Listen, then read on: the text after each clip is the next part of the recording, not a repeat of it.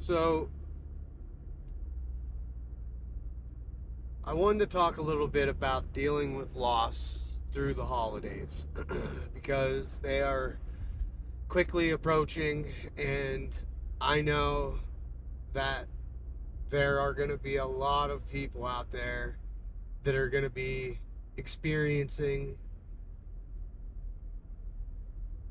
these holidays, in particular Christmas, without a loved one that they previously had.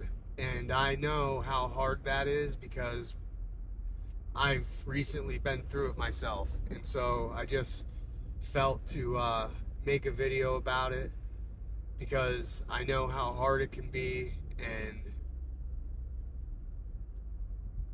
I know that especially the first year, it's a very difficult thing to go through, and the holidays being what they are, and just a special time to a lot of people, dealing with a loss as you go through this time of year can be very challenging, and it's very difficult, and I completely understand that. And so I just wanted to talk about it a little bit. I've mentioned in previous videos how I lost my mother to a massive heart attack 4 years ago now. And so the last Christmas that we spent together was the Christmas of 2020. And just a little backstory.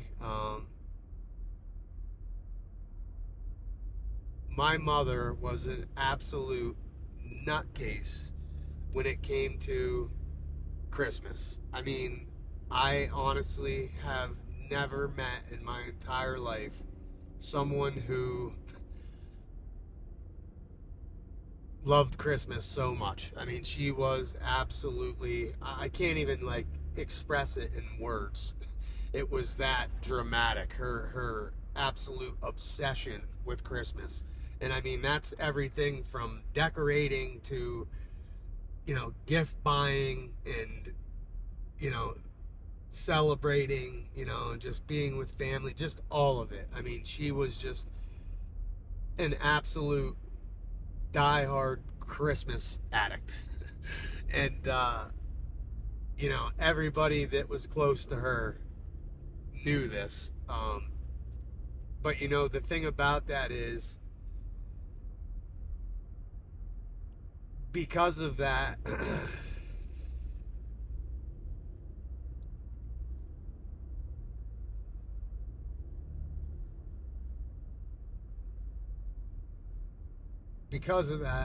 she made Christmas so special to everyone else around her.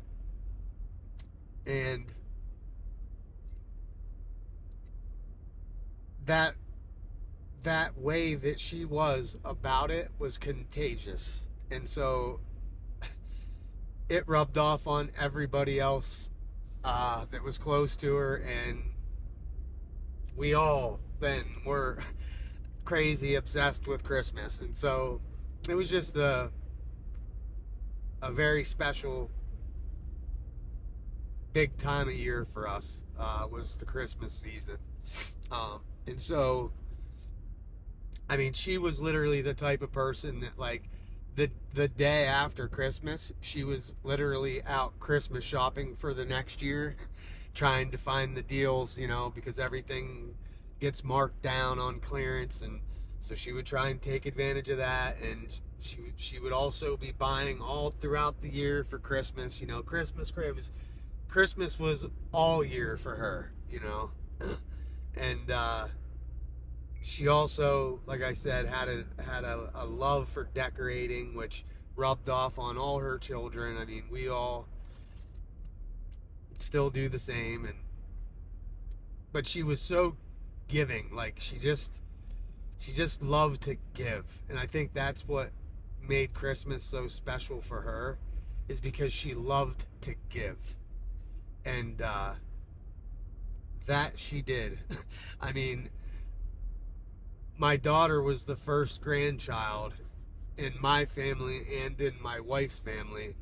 And so she was spoiled rotten from every direction, but my mom was insane for many, many years in the beginning there with my daughter growing up. I mean, she was absolutely spoiled rotten to the point where we would have arguments over whose house we were going to go to open the gifts, because she'd have so many gifts for everybody that you'd literally have to pack a couple vehicles up.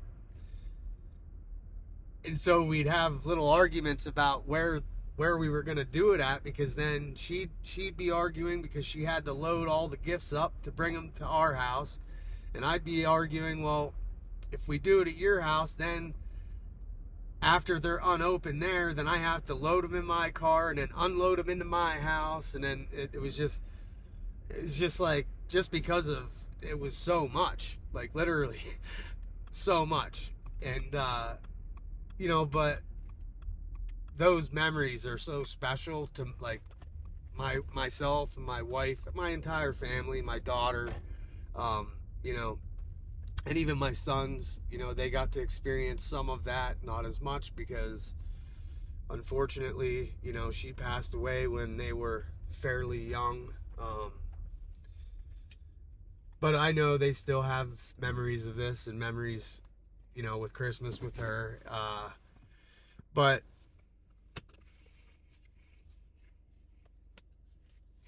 in saying all that, it made dealing with that first Christmas without her that much more difficult. And I remember after it had happened, well, let me back up.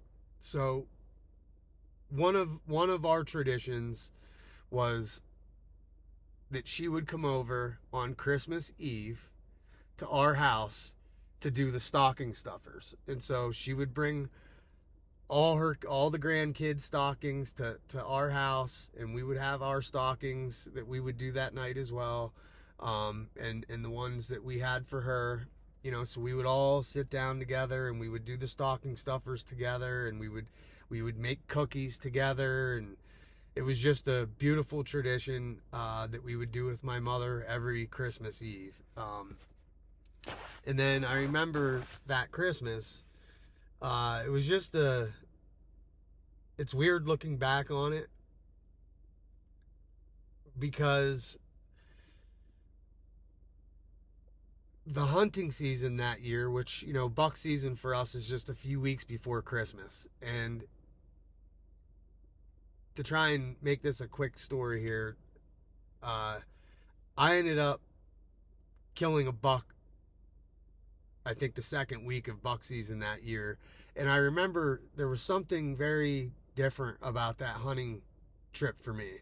And I was by myself, and I was out on a long walk down this big hollow, and I remember for some reason it being very emotional that day for me. I was going back into my childhood and thinking about things from my childhood, and I could almost smell smells from my childhood. Like, it was that vivid, these memories that I was having.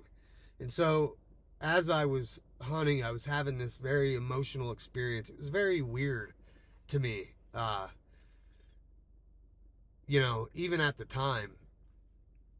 But as I was having all these memories flash back, and I was thinking about all this stuff, I ended up seeing a buck and taking this buck. And so this buck ended up being very special to me, because it happened in the midst of all of this, and we were talking about that on Christmas, and I was telling my mom, we were sitting on the couch, and I was telling her how it was really weird. I was having all these flashback memories from my childhood when I was hunting that day. And I was explaining to her how, just old, like, things from way back. And I think she was even surprised that I remembered a lot of them. But I was explaining to her, like, I could even smell the smells of that time, which was really weird. And you know, we were talking about all that, and my oldest son at the time, I think he was like 8, 9 years old, and I just remember her saying, and this will be with me forever, because it was one of the most special things she said to me. That was one of the last special things that she's ever said to me. And I remember I killed that buck, and my son was ecstatic about it, you know, and he just, daddy's his hero, you know, I always kill these big bucks. And I remember sitting on the couch with her, and she looked at me and said, you know, that kid just idolizes you, Brad. And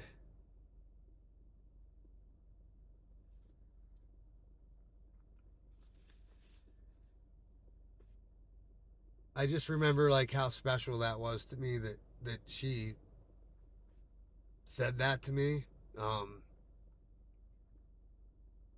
And then it was in January that year, at the end of January the next year in 21, that she ended up having a heart attack and passed away. And so the whole point of all this is to say, you know, that next Christmas was very, very difficult for everybody. And, you know, as it approached, I remember for the first time ever dreading it. And that's just not an emotion I ever thought I would associate with Christmas, just because of how special of a time of year it was for our family. And you know, I just didn't have it in me that year to do what I had done previously, like decorating for the kids, and you know, all these things that we would go all out to do. You know, I wasn't motivated to do it. And I honestly don't even remember if I did that year. But I realized that it was through her that these traditions were built, and I want to make sure that I carry them on with my children, and that the love that she had for it and all the experiences around it that were a part of my childhood because of her, I want to make sure that they translate into their childhood and their life. And so I realized that I couldn't turn into a Scrooge because of this and not do these things for my own children, because I recognized the importance of it in my own life. And so, although I know it can be very tough to deal with, and you know, I don't have anything that I can really say that's going to ease the pain. I'm just trying to let you know that you're not alone. At some point, we all go through this. But just know that the traditions and the things that are a part of your family's holidays, that they can live on, that the spirit of these people that we've lost can live on through those traditions, I guess is what I'm trying to say. And so it's very important to not let it tear you down, because I know in my case, my mother would have not been very happy with me if I did not carry on the same way she did around these holidays with my own children. And so, you know, in that, we still do everything the same as if she was still here, you know, or at least try to the best that we can. And that's what I encourage you to do as well, because instead of it being a time of sadness and hurt and pain and all those emotions that come with it, it could rather be a reflection of the light that they brought, you know, and a reverence for them and their memory. And so that can live on through your own traditions moving forward with your own family. And I think that's how we honor them. And yeah, I think that's very important to do, is to honor them through these things. And so, you know, there are some things that you can do, you know, to build your own rituals around these things to ensure that their memory lives on through the holidays with you as if they are still a part of it. And so that, you know, the memory of them and what they represented this time of year doesn't end up fading away. And so that's really all I got. I know